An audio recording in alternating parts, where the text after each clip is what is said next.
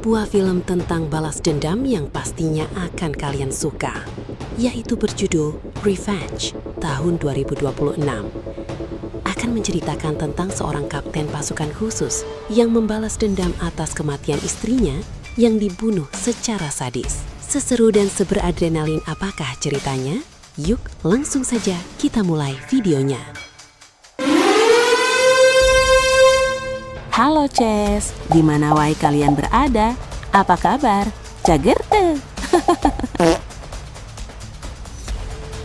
Cerita diawali dengan memperlihatkan pasukan khusus yang sedang dalam misi penangkapan terhadap bos mafia penjualan senjata bernama Hector Luna.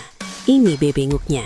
Di mana mereka, pasukan khusus, langsung beraksi tepat saat Hector sedang melakukan transaksi.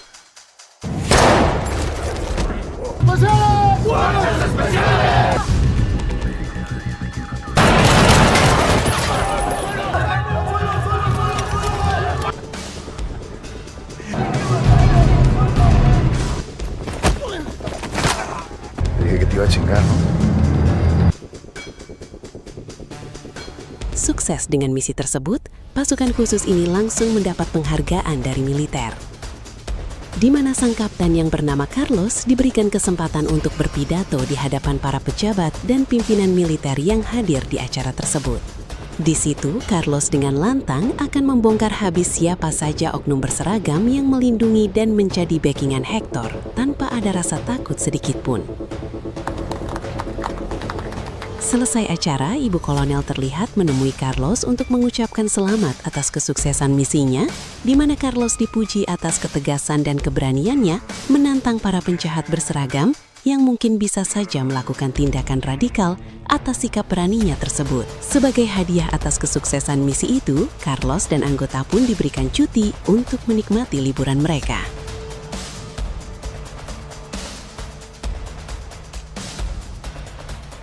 Di mana orang yang paling dekat dengan Carlos adalah ajudannya sendiri bernama Miguel, yang saat ini tengah liburan bersama membawa istri mereka masing-masing. Berlokasi di sebuah hotel, Carlos terlihat izin kepada istrinya untuk menemui Miguel yang sedang tiduran di kolam renang. Está bonito, ¿no? Todo dar. Di mana saat mereka sedang membahas terkait BBM yang mencekik, lampu hotel tiba-tiba saja mati.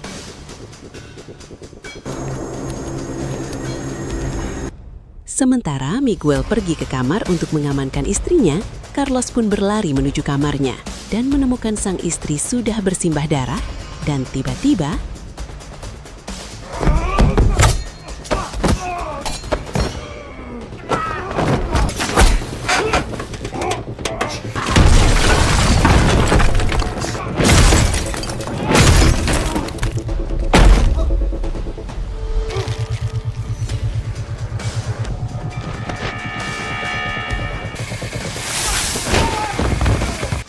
meski sempat dihajar sampai babak belur, Carlos akhirnya berhasil menumbangkan pria tersebut, tetapi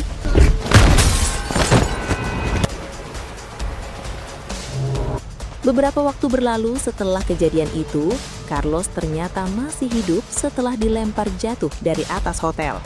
Di mana saat ini ia sedang disembunyikan di sebuah tempat rahasia untuk melindunginya dari orang-orang yang menginginkan kematiannya.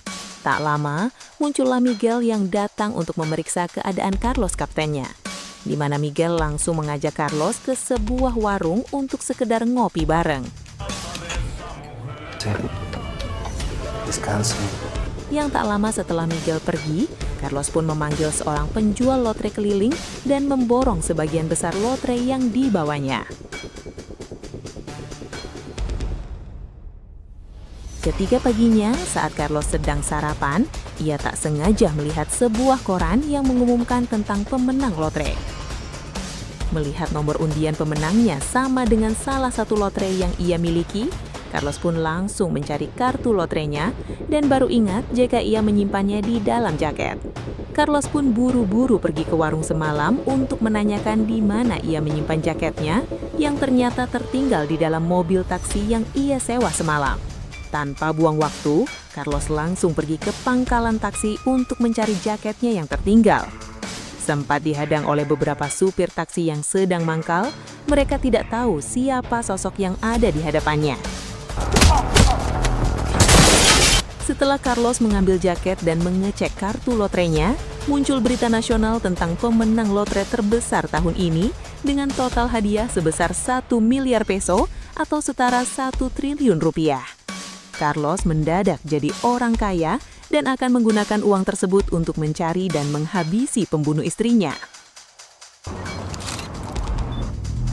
Dinero para encontrar y chingarme a todos. Tak lama, setelah Carlos mendapat uang 1 triliun rupiah, ia langsung menemui Miguel untuk mengajaknya dalam misi balas dendam.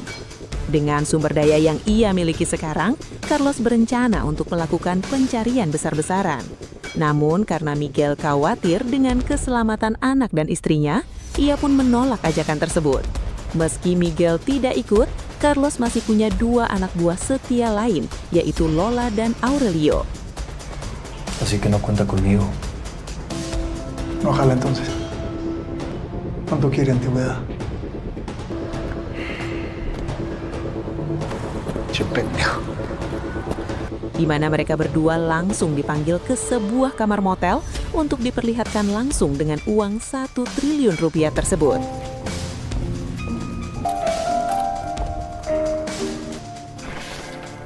¿Algo hay de eso?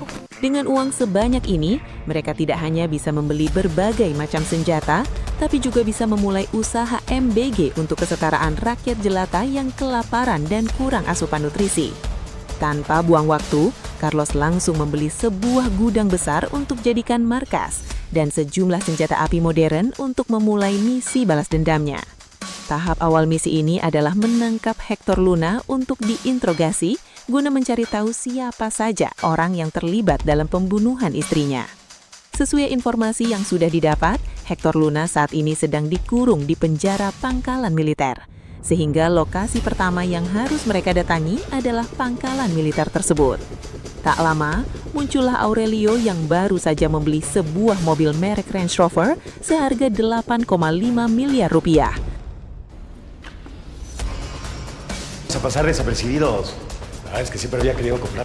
Ia membeli mobil tersebut karena mobil lapas baja yang diminta Carlos sebelumnya butuh waktu lama untuk bisa sampai ke negara mereka. Dibantu 2 tentara sewaan, Carlos dan tim pun menyamar dan menyusup ke acara yang sedang digelar di pangkalan militer.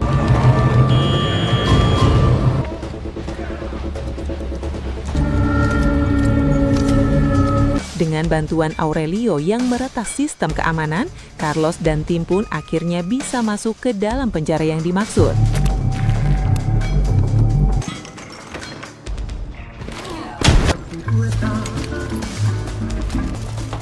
¿Qué es esto? Tuya de suerte. Tak lama setelah Hector berhasil ditangkap, muncul masalah lain ketika seorang jenderal mencurigai gerak-gerik mereka. Sehingga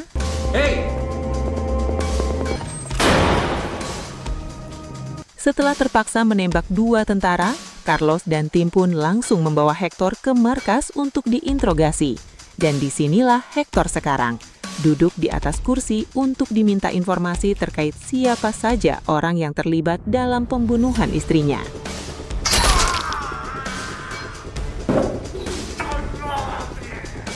Memakai metode ekstrim yang biasa pasukan khusus lakukan, Carlos pun menggunakan paku untuk membuat Hector buka suara. Tetapi Hector pun mati setelah ditembak oleh sniper, di mana markas ini ternyata sudah dikepung oleh sepasukan tentara bayaran bermasker. Sehingga tak ada pilihan lain, Carlos dan tim pun langsung kabur dari tempat tersebut.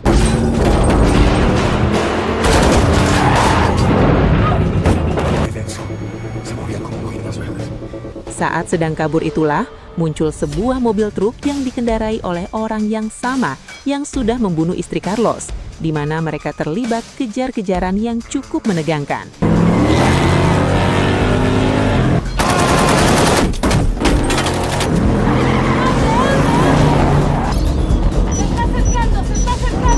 Sempat diledakkan menggunakan bom C4, mobil Range Rover terbukti mampu bertahan dari serangan berdaya ledak tinggi, di mana saat mereka sedang melewati tempat yang ramai, Carlos pun menyuruh Aurelio untuk melempar sebagian uangnya.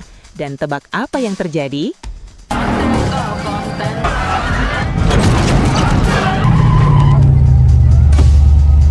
Lolos dari kejaran si pria, Carlos dan tim pun pergi ke markas baru yang jauh dari pusat kota. Di sana, Lola dan Aurelio memberitahu Carlos terkait sisa waktu cuti mereka yang sudah habis. Sehingga setelah malam ini, mereka tidak bisa lagi membantu Carlos untuk melanjutkan misinya.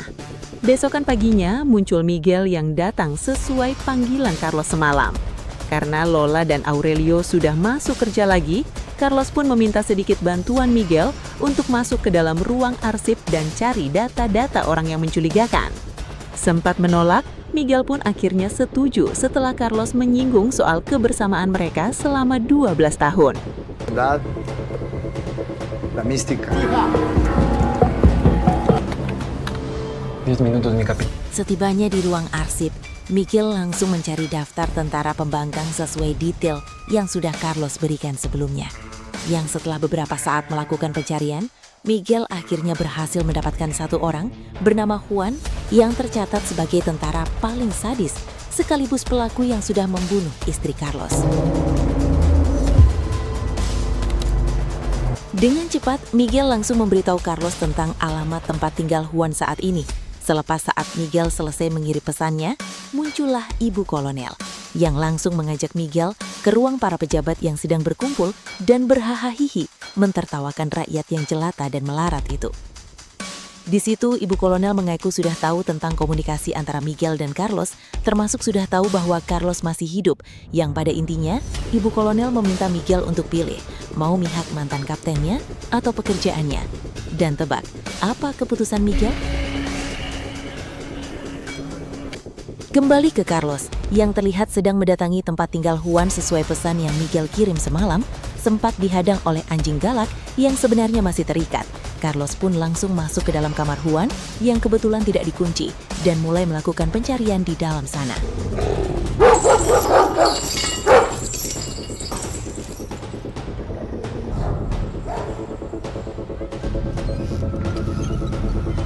Juan ternyata tidak sedang di rumahnya, namun Carlos menemukan clipping berupa foto-foto anak dan istri Miguel, sehingga ia langsung kembali ke markas untuk memberitahu yang lain tentang hal tersebut.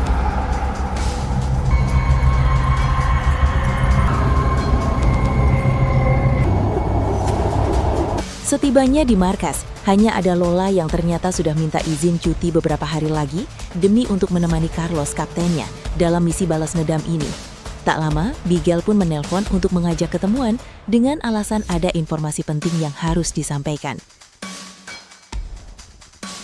Berlokasi di tempat pemandian umum, Carlos pun masuk ke dalam sendirian dan meminta Lola untuk menunggu di mobil. Entro y salgo.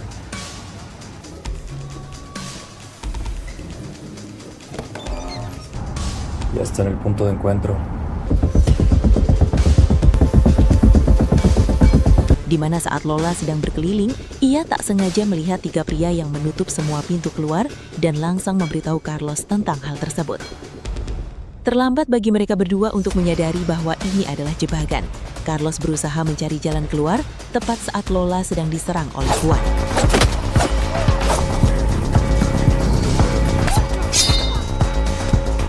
Lewat jendela kecil di dalam toilet, Carlos akhirnya berhasil keluar dan langsung menemui Lola yang masih sedang terlibat perkelahian sampai akhirnya Carlos akhirnya berhasil kabur dengan Lola yang sempat terkena tembakan.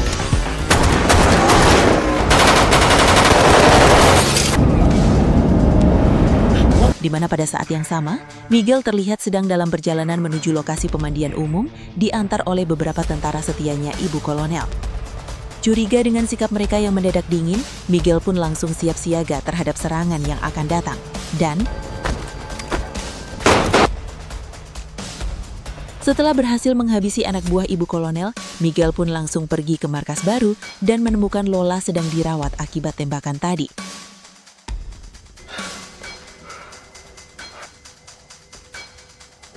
Di depan Carlos, Miguel meminta maaf karena sudah memihak kepada Ibu Kolonel dan tidak sadar jika ini semua adalah jebakan.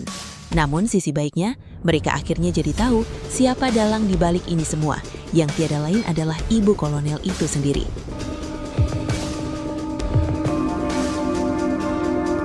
Masih di malam yang sama, Aurelio dipanggil ibu kolonel setelah sebelumnya mengajukan pengunduran diri. Aurelio sebenarnya sudah curiga ketika pistolnya diminta diserahkan dengan alasan keamanan, namun ia tetap kooperatif karena belum tahu apa maksud dari pemanggilan ini.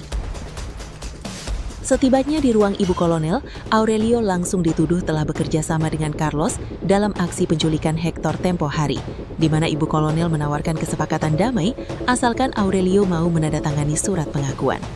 Namun karena Aurelio menolak mengkhianati kaptennya sendiri, maka inilah yang terjadi.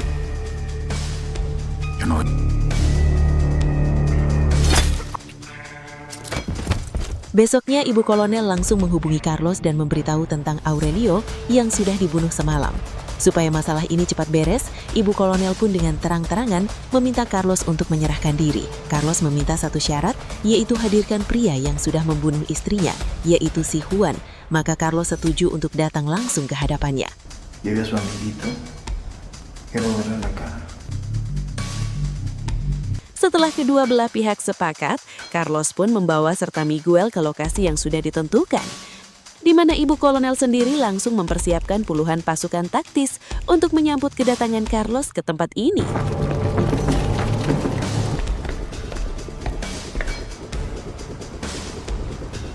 Sesampainya Carlos dan Miguel di lokasi, mereka langsung menemukan jasad Aurelio yang sudah tewas dengan cara yang sangat mengenaskan. La voy a hacer sufrir, mi chunco. Dengan dendam yang makin membara, Carlos dan Miguel pun langsung naik ke dalam lift menuju lantai atas, yang tepat saat pintu liftnya terbuka, tiba-tiba. Ya, berdua Carlos dan Miguel menghadapi puluhan tentara taktis yang datang silih berganti, di mana keduanya akhirnya terpisah saat pintu lift tertutup secara otomatis, yang membuat Carlos harus menghadapi sejumlah tentara hanya seorang diri.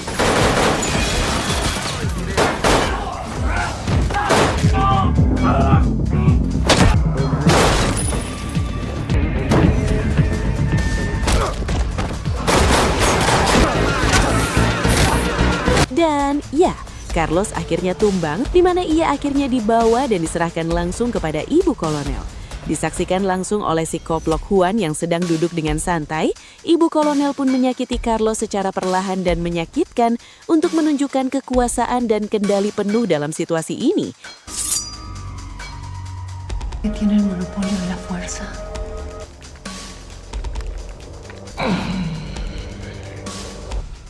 Adiós, Estrada. Yang tepat saat Carlos akan dieksekusi, tiba-tiba, ya, muncul Miguel yang datang dari luar menembaki semua anak buah ibu kolonel, dan tersisa Carlos yang berduel dengan ibu kolonel dan Miguel yang gelut dengan si Juan menggunakan kapak milik Waushin. Ibu kolonel pun menyerang Carlos secara membabi buta.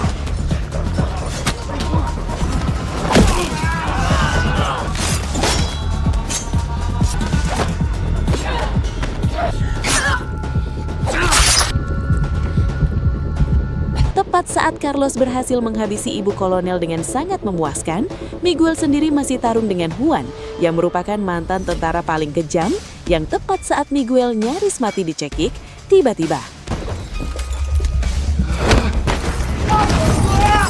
Situasi menjadi tegang ketika Carlos dan Juan bergelantungan di tepi bangunan, di mana Miguel yang baru siuman pun langsung mengaitkan tali pada rompi milik Carlos.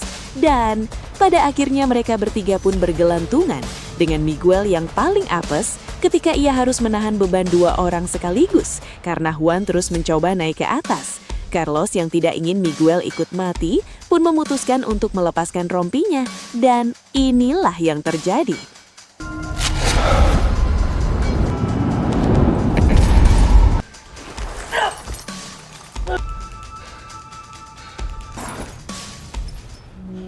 Beberapa waktu berlalu, setelah Carlos mati mengorbankan dirinya, kini Miguel diangkat menjadi kolonel, menggantikan ibu koplok yang sebelumnya menjabat.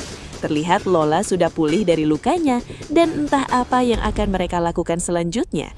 Miguel dan Lola teringat dengan uang 1 triliun yang masih ada sisa kurang lebih, ya sekitar 500 miliaran lah, dan terpikir untuk membeli tanah 100 hektar untuk ditanami dengan pohon sawit. Tamat.